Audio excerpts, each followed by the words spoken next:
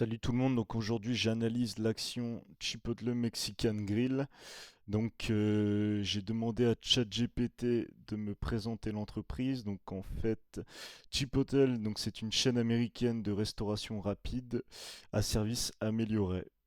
Donc elle a été fondée en 93 par Steve Hills à Denver. Elle est spécialisée dans la cuisine d'inspiration mexicaine.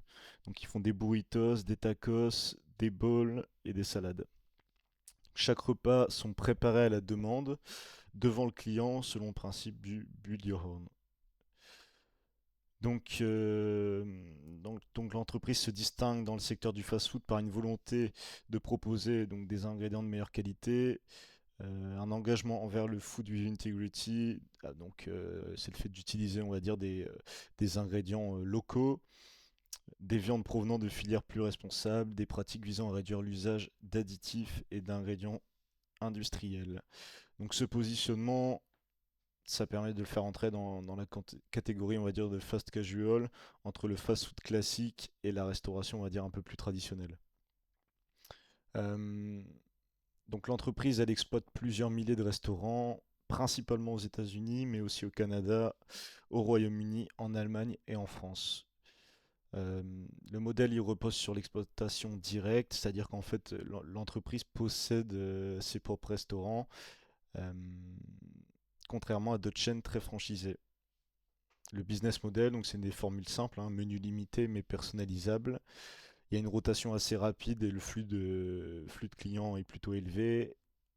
Ils ont pris le virage de la technologie avec une forte digitalisation, avec les commandes en ligne, les commandes bornes, comment dire, le drive. Et ils ont une communication centrée sur la transparence, la qualité et la préparation sur place. Euh, Cette entreprise-là, elle est réputée pour la fraîcheur de ses produits, l'efficacité de son service, son rôle pionnier dans le fast casual, sa capacité à attirer une clientèle jeune et urbaine.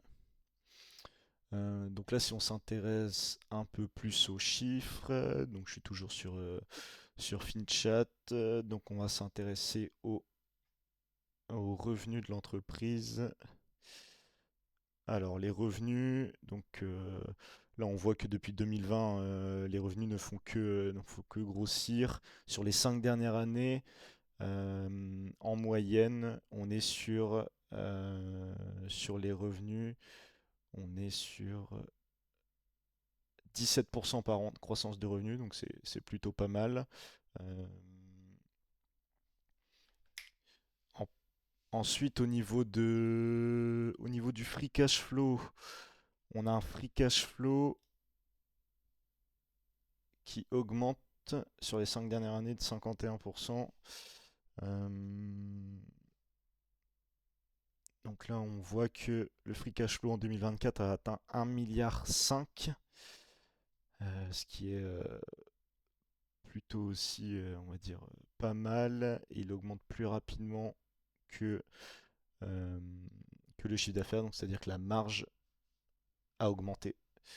Euh, Ensuite, on va s'intéresser sur le ROCE, donc le Return on Capital Employed.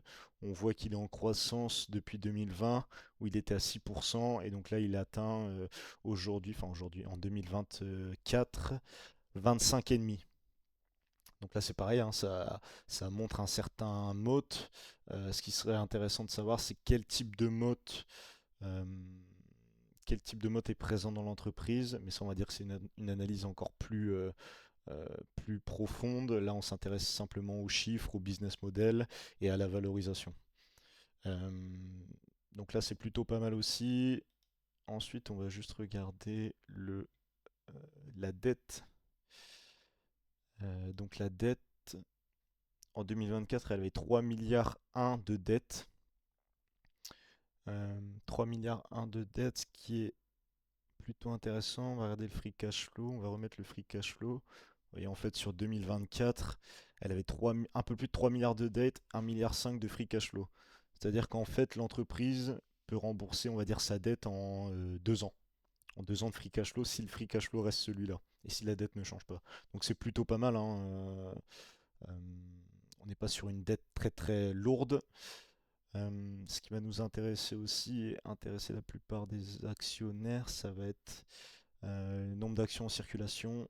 Donc là, on voit que, alors il descend, hein, il descend très peu, mais il descend quand même un petit peu.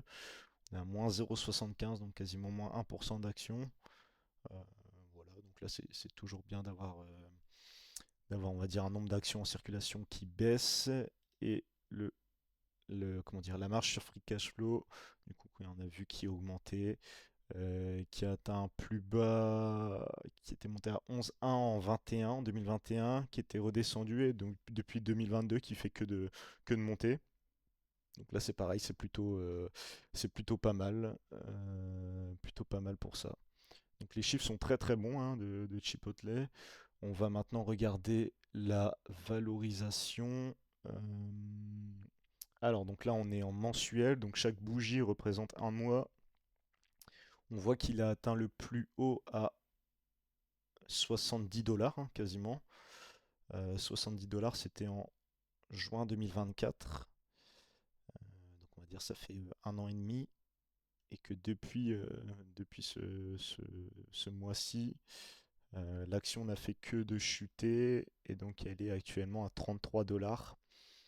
Donc elle a été plus de divisée par deux. Si on regarde depuis tout en haut, elle a perdu 51 dollars, enfin 51%.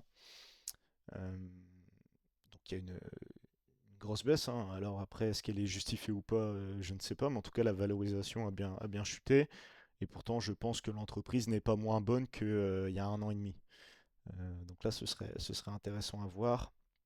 En termes de graphique pur, en mensuel, elle a cassé la moyenne mobile 50 jours, enfin 50 mois. Et donc là, elle a tapé la moyenne mobile 100 à 100 mois. Il y a un léger rebond. On va voir si ça se stabilise à cet endroit-là. Euh, Sachant que là, il y a déjà une petite zone potentiellement qui pourrait être achetée. On va voir en trimestriel si... Ouais, voilà, ok. En trimestriel, on a la MM50 trimestrielle qui arrive juste en dessous. Elle est un peu plus basse, elle est à 23. 23, ça laisserait encore une chute de 30%. Est-ce qu'on l'aura ou pas? Je sais pas. Moi, actuellement, si vous voulez en prendre en portefeuille, ça pourrait être un bon un bon premier point d'entrée. Ici, après, elle pourrait très bien redescendre vers les 25-26, quoi. Retaper ce support ici où ça avait rangé entre 20, 25 et 36. Voilà, le rebond n'est pas forcément engagé. Donc c'est possible qu'elle redescende un peu plus bas. En tout cas, moi, si je la rentre en portefeuille, ce sera un petit peu plus bas. Ce sera pas ici. Euh, donc voilà. En ce qui concerne Chipotle, donc allez, on se retrouve pour une prochaine vidéo.